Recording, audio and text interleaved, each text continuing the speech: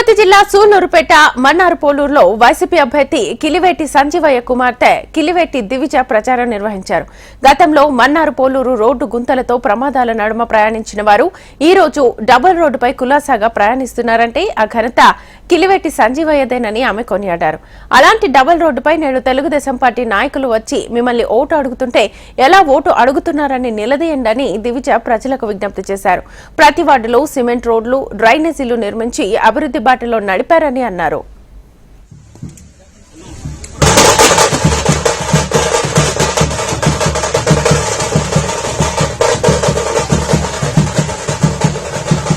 మరి జగనన్న ప్రభుత్వం వచ్చిన తర్వాత మా నాన్నగారు కిలివేటి సంజీవయ్య గారు 6 కోట్లతో మన్నార్పూర్ రోడ్ ని డబుల్ రోడ్ చేశారు.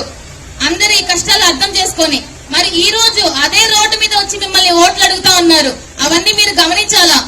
మరి ప్రతి మధ్యతరగతి కుటుంబానికి గాని, పేదరికంలో ఉన్న వాళ్ళకి కానీ ఒక సొంత ఇల్లు గాని, ఒక సొంత పొలం గాని అనేది అందరి కళ. అలాంటి దాన్ని మరి గత ప్రభుత్వంలో మనం కష్టపడి రూపాయి దాచిపెట్టుకొని కష్టపడి సంపాదించిన డబ్బులతో